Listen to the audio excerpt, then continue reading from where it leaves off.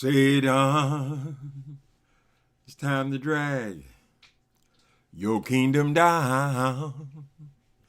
Oh, glory. Satan, it's time to drag your kingdom down. You've been building up that old kingdom, Lord, all over this land.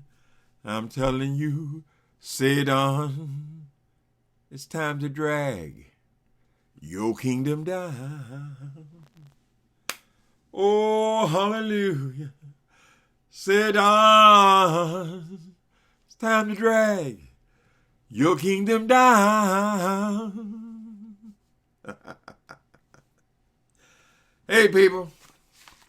Time to talk about Greenleaf. Episode 5. Season 5, Episode 5. Okay? So it opens up. Sophia is having a very hard time because she done showed her breast. She's supposed to be showing it to her little boyfriend. Who's that guy, the athlete guy? She's trying to show it to him, but now one of his friends then got into his page or something, and now the picture's all over the place. So she is bathed in shame. People, stop showing your titty pictures and stuff to people. After it's public, it's public. Anyway, she's having a very hard time with it. Jacob and Clarissa. Poor Clarissa. She just can't be humble, though. She's trying to beg this man to stay with her, basically. She don't want no divorce, right? And he is stone set against it. Finally. Anyway, so they decide they got to tell the kids now. Clarissa says, after we tell the kids, there's no turning back. I'm not going to put this child through this for nothing. Jacob says, sounds fine to me, honey.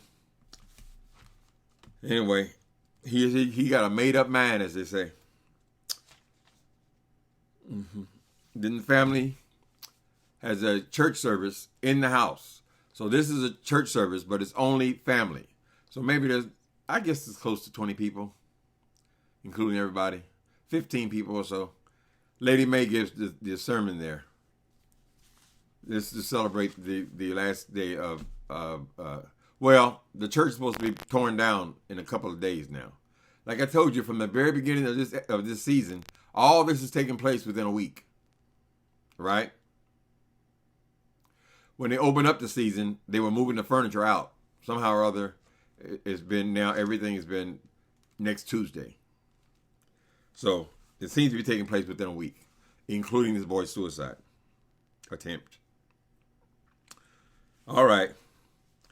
Then Bishop, he bonds with AJ. This is his grandfather. I guess they're going to make this really her son. Now, he has been a little bit more likable this episode, AJ. I have not liked that kid. He's been miserable and depressed since the day we met him. He resists any kind of affection, any kind of help, any kind of family, right? So his big secret was he has HIV now. He got it by being raped in prison. But, he's starting to show a little more personality in this episode. Him and James, Bishop, James tells him this story about this car. When he was young, his father promised him this car. But the car came in a crate. So I guess this was when Bishop was a young person. The car came, he had to put it together. I think it was some kind of GTO or something like that. He goes and shows the kid the car, right? It's in a crate. It's never been opened. Bishop never put it together because the car comes, put it together yourself. A classic car, right? So Bishop tells him, if you help me put this car together, it's your car. This is how they bond, right? And plus the car been sitting there. It's just collecting dust. So this is their plan, to put the car together, and then AJ will have himself his own car. He doesn't seem quite so suicidal and depressed right now. May goes and visits Tara James. Now May goes there with the attitude of, I'm going to see this wench that's trying to take my house. This storyline, I don't know, honey. I don't know. They're all saying that these people have no legal right to this house. So now Lady Mae goes over there to confront the woman. And the woman softens her heart and tells her her plan. She says, well, I know I don't have any real legal standing with that house, but there's even a chance that I could have it. I could use it for homeless shelter and, I don't know, pregnant teen mothers and all these kind of church services. This woman is apparently a sincere woman, or she's coming off to be a sincere woman who just wants to help community. So if she got the house, she would turn it into like a wellness center, right?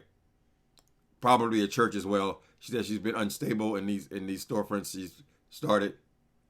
Not a very big church, maybe 20 seats set out. Anyway, it appears what May tells her, you're doing good work here. She leaves, right?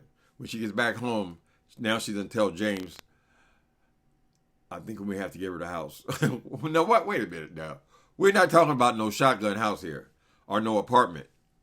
These people are living in this grand estate, but you know how television is. They always got to be standing on principle and all this kind of stuff. This gorgeous estate is not just a house. They got the whole lake on the property, and it goes. Remember when Gigi was driving up? It's got acres and acres and acres of land. This house has been thrown around willy-nilly. Okay, so we thought originally that the bishop and them had a lot of money. They were rich. But they're not so rich if the house was given to them, right? So anyway, May's on her thing. She won't listen to Jesus, and Jesus is going to tell her what to do about the house. What does it entail? You said people have no legal right. You've raised all your children in that house. It has been your house for as far back. What, are they going to move into a little condo now? All that gorgeous furniture in there. But that's the storyline they choose, right? She gonna get herself a vision from Jesus and gonna tell her. She tell James this as well. Of course, he's dumbfounded. The hell you talking about? You're already starting over with the new church. They're gonna tear our church down in a minute. So now they got, who is Satan? Satan, we about to drag your kingdom down. Or they call it the bishop. Is the song implying that the Greenleafs are Satan? They seem to be losing everything. And now Lady Mae is she's waiting for her vision. Grace and Noah. Now, you know I've complained about Noah. He never talks. He don't say nothing. But in this episode, Grace and Noah, they bond. She's not so hostile towards him. Right? They remembering the time when they had sex on consecration day when the church opened. In the church. That's their big secret, right? Anyway, she's laying on his lap and she actually falls asleep in his lap. Later, he tells her that when she wakes up, that he remembers there was a journal. When he lived there in that cottage, there were personal things left there. I mean, like they would leave it there, but personal things left there. And he remembers a journal where a handyman, this man happens to be Caucasian, a white guy. He was under the impression, according to these notes that he took, that he was going to get the house. Do rich people really leave their house to their maids and their gardeners and stuff? I don't understand.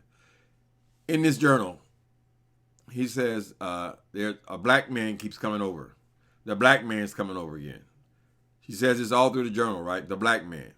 So we're led to believe that this man is the man who was killed. Now I forgot his name. But all these people's father, right, is Basie Skanks and Rochelle, and now this new girl. Their father was killed, right? We're led to believe that he's the black man that was coming to the house, which would explain if this old lady is an old white lady. I didn't even know it was a white lady, but this old white lady, this black guy was coming to visit her on a regular basis. But they leave it open. They say, the black man.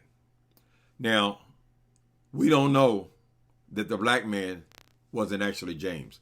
I'm guessing here, I think that they're going to make the black man who was visiting this old white lady, it was James. Whether he was just visiting her as a pastor or he was having an affair with this old lady, that could be some kind of big secret of his, right? But why would they go to the trouble of just saying the black man? I think that's going to be the twist. because it's not the guy who was killed. It's actually James was visiting her. Okay. So I'd give him.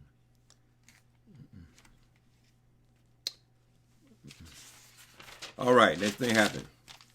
Charity. She calls Phil's father.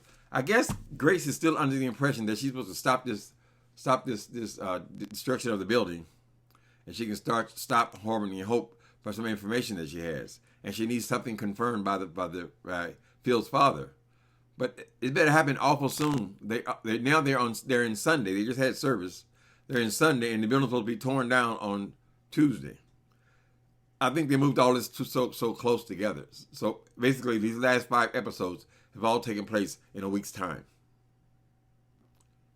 Anyway, now Charity calls Phil's father. So she must be let in on whatever Grace is working on, or Grace's secret is. She must be let in on it. She calls the militant father, and he gives her a few minutes, and then he asks her about She asked him about his wife. His wife is dead. But apparently there was something going on about his wife. Another secret, right? He gives her a few minutes, 2 minutes or whatever, and then he hangs up on her. There's no conclusion to that in this particular episode. The guy's just, he's militant, so. All right. Jacob and Clarissa tell Miss Zora about the divorce. Zora at first makes a joke about divorce, and she don't realize that, yeah, that is what we want to talk to you about. They came up to her when she was babysitting the kid and said, we need to talk to you. So she left the kid with Sophia. Sophia has got other issues. She had, at first she was very reluctant to go anywhere near the kid. She's recently found out that she could never have children. That's a sore spot for her. But as this thing progresses, she's playing with the kid. She seems to be okay, better. Also, AJ comes to talk to her and gives her some advice about this situation with her picture being out there and her changing all of her plans because of a picture. I mean, it's a breast picture. It's not like it's all nude or whatever.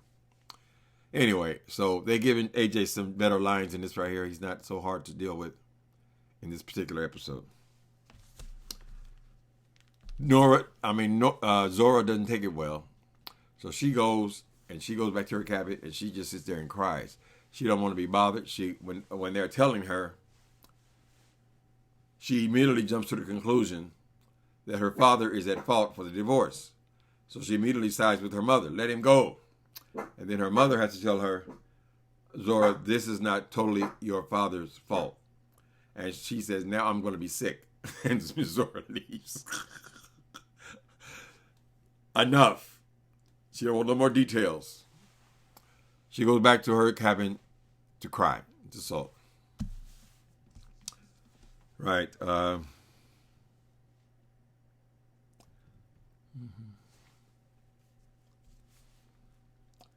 Okay, so Bishop, apparently Grace got left all this money, right?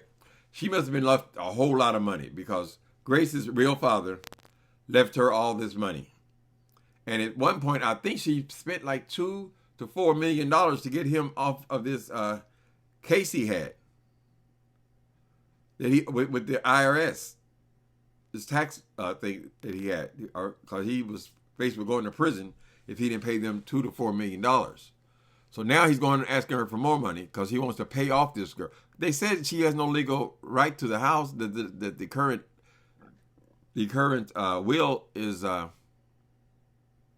makes it clear that it's their house, but now he wants to go give that woman money, which I think it'd be fine to give. If you can get a woman $50,000 to help her shelter or whatever, it'd be fine. But I'm not trying to pay her. This estate's got to be worth millions of dollars.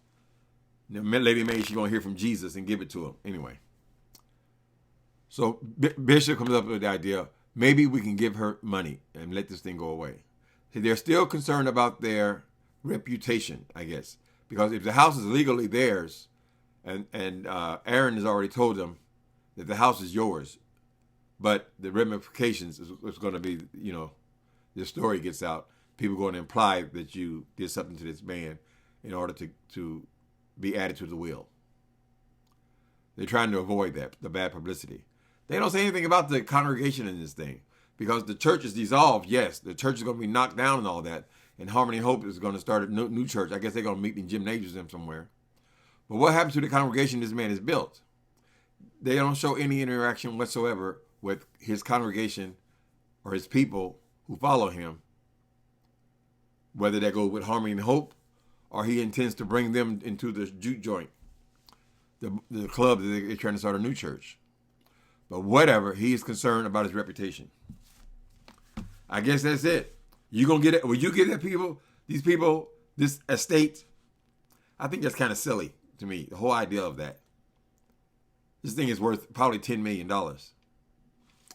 Anyway, I digress.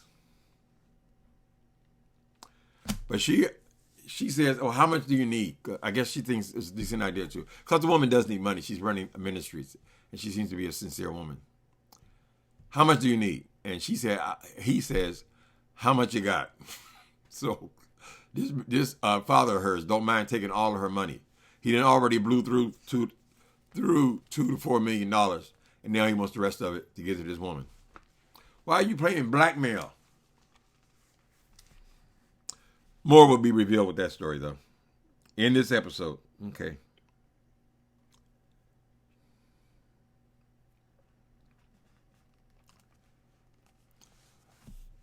Some point, May, I guess she got her word from God. She told James, we're going to give her the house. I'm sure he's thinking that his wife has then lost her damn mind. This has been their home since the beginning. I mean, they raised all their kids there in that building. These people are in their 30s, late 30s, 40s, 30, 40 years old. They've been in this house. Lady May heard from Jesus. Okay.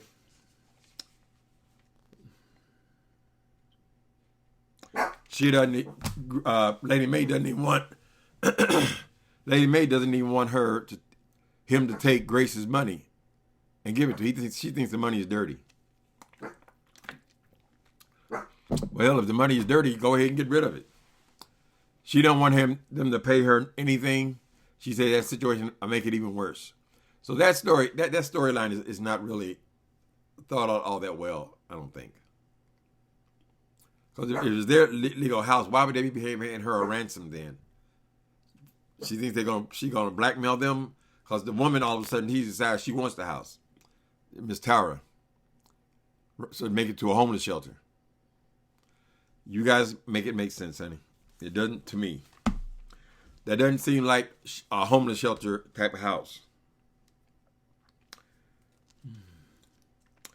So Grace is willing to give that girl money. She says, the girl, I don't think the woman asked for money. They're presenting this woman as a woman in ministry.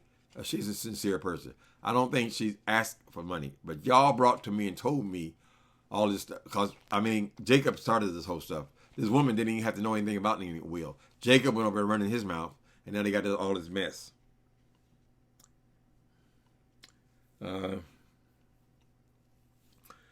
Okay, so the whole family gathers together because apparently they're now in Monday. This thing is going to be torn down on Tuesday. And Grace is still thinking she can stop it by some information she has. That's not very well developed either. Because I would think they're going to need more than a day if the wrecking balls have already arrived at the church. It's a beautiful building. But rich people do that stuff all the time. They buy mansions and tear them down. In Beverly Hills, they buy beautiful estates for $20 million. Then tear it down and build another estate, That's the plan. I guess Grace, people didn't come through. So next week should be a big episode.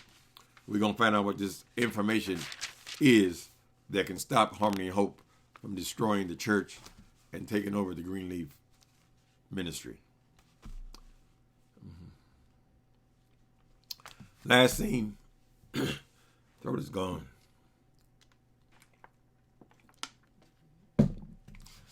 Last scene is Bishop and May go and see this woman again. This woman has it's like a ghetto storefront type thing.